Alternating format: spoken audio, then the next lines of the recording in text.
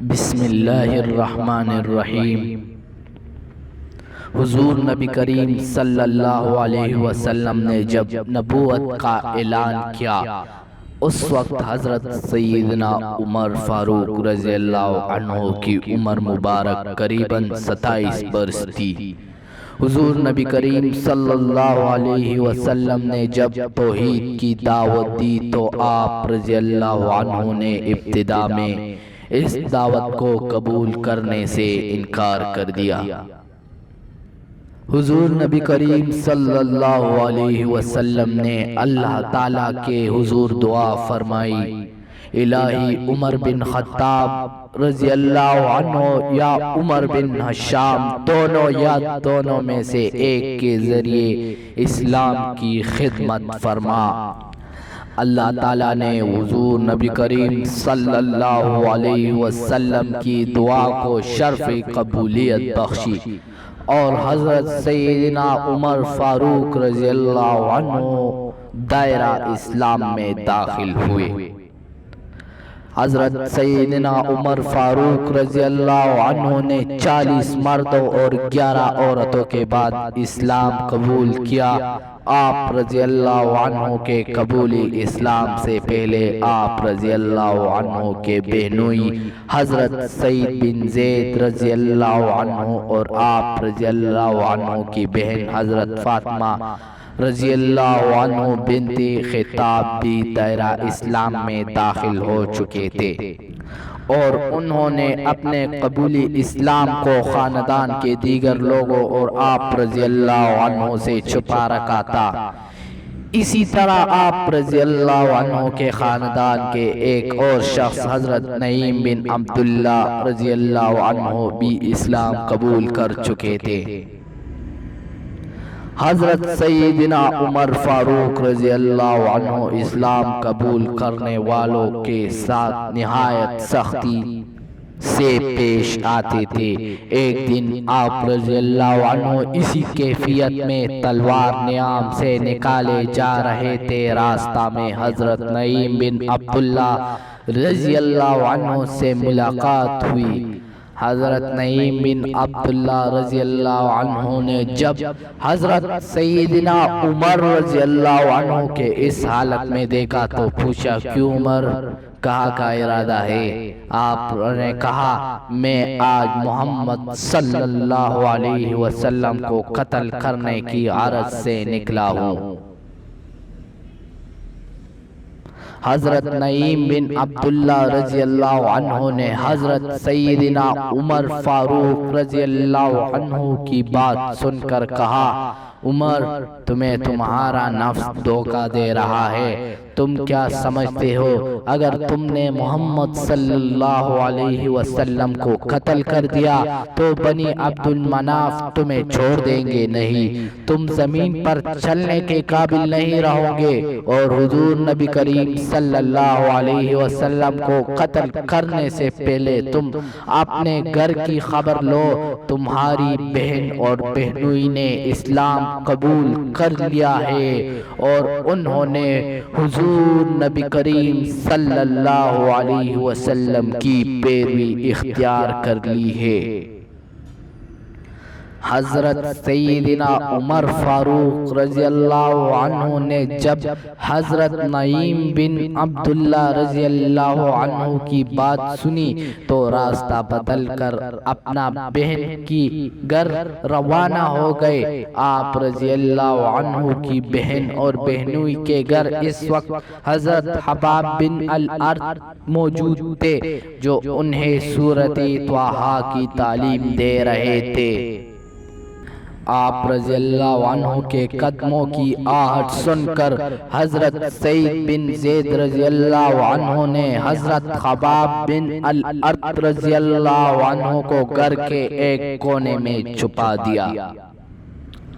حضرت سیدنا عمر فاروق رضی اللہ عنہ گھر میں داخل ہوئے اور پوچھا، تم لوگ ابھی کیا پڑھ رہے تھے؟ حضرت فاطمہ رضی اللہ عنہ بنت خطاب نے کہا، کچھ بھی نہیں۔ آپ رضی اللہ عنہ نے کہا، کیوں نہیں؟ میں نے خود اپنے کانوں سے تم دونوں کو کچھ پڑھتے سنا ہے، اور مجھے یہ بھی معلوم ہو گیا ہے تم دونوں نے محمد صلی اللہ علیہ وسلم کے دین کی پیروی اختیار کر لی ہے۔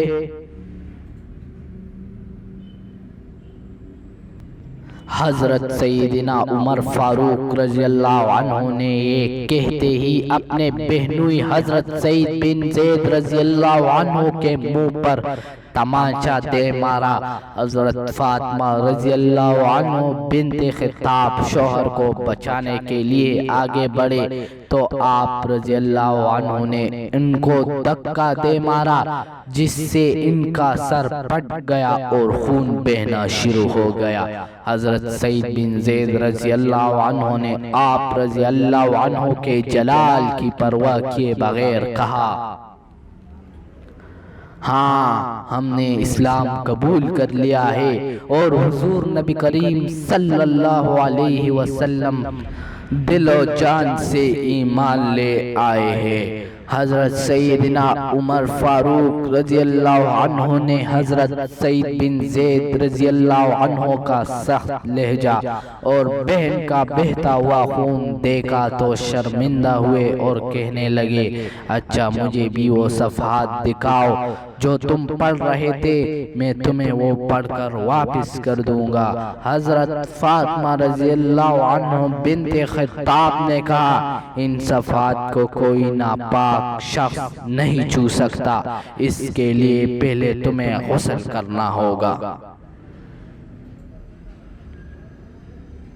حضرت سیدنا عمر فاروق رضی اللہ عنہ نے غسل کیا اور اپنی بہن اور بہنوئی سے ان اوراق کا مطالبہ کیا۔ حضرت فاطمہ رضی اللہ عنہ بنت خطاب نے خود سورہ طٰہٰ کی تلاوت شروع کی۔ جب وہ اس آیت پر پہنچے، اننی انا اللہ لا الہ الا انا فاعبدون واقم الصلاۃ لذکری، بلا شبہ میں ہی اللہ ہوں اور میرے سوا کوئی دوسرا معبود نہیں، اس لیے تم میری عبادت کرو اور میری ہی یاد میں نماز پڑھا کرو۔ حضرت سیدنا عمر فاروق رضی اللہ عنہ کی آنکھوں سے آنسو نکل گئے اور کہنے لگے، کس قدر اچھا اور عظمت والا کلام ہے۔ پھر آپ رضی اللہ عنہ بے اختیار پکار اٹھے، اشہد ان لا الہ الا اللہ و اشہد ان محمد رسول اللہ، میں گواہی دیتا ہوں اللہ کے سوا کوئی عبادت کے لائق نہیں اور حضرت محمد صلی اللہ علیہ وسلم اللہ کے رسول ہے۔ حضرت خباب بن الارت رضی اللہ عنہ جو گھر کے اندر چھپے ہوئے تھے، انہوں نے جب حضرت سیدنا عمر فاروق رضی اللہ عنہ کی زبان مبارک سے یہ کلمات سنے تو باہر نکل آئے اور کہنے لگے، عمر اللہ کی قسم میں نے کل ہی حضور نبی کریم صلی اللہ علیہ وسلم کو دعا فرماتے سنا تھا، الہی عمر بن خطاب رضی اللہ عنہ اور عمر بن حشام دونوں میں سے ایک کے ذریعے دینی اسلام کی تقویت پہنچا۔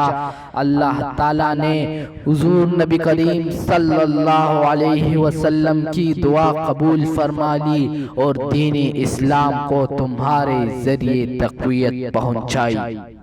حضرت سیدنا عمر فاروق رضی اللہ عنہ کے قلب پر رقت طاری ہو گئی اور آپ رضی اللہ عنہ حضرت خباب بن الارت رضی اللہ عنہ سے کہنے لگے، مجھے اسی وقت حضور نبی کریم صلی اللہ علیہ وسلم کی خدمت میں لے جاؤ۔ حضور نبی کریم صلی اللہ علیہ وسلم اس وقت کوہ صفا کے نواح میں دار ارقم میں موجود تھے۔ حضرت سیدنا عمر فاروق رضی اللہ عنہ دار ارقم روانہ ہو گئے۔ صحابہ کرام رضی اللہ عنہ نے جب آپ رضی اللہ عنہ کو آتے دیکھا تو حضور صلی اللہ علیہ وسلم کو اس بات کی اطلاع پہنچائی۔ حضور نبی کریم صلی اللہ علیہ وسلم کے چچا حضرت سیدنا حمزہ رضی اللہ عنہ جو کہ اس وقت حضور نبی کریم صلی اللہ علیہ وسلم کے پاس موجود تھے، انہوں نے جب آپ رضی اللہ عنہ کے متعلق سنا تو فرمایا عمر کو آنے دو، اگر تو وہ بلائی کے ارادے سے آیا ہے تو اس کے ساتھ بلائی ہوگی، اور اگر وہ کسی برائی کے ارادے سے یہاں آیا ہے تو میں اس کا سر قلم کر دوں گا۔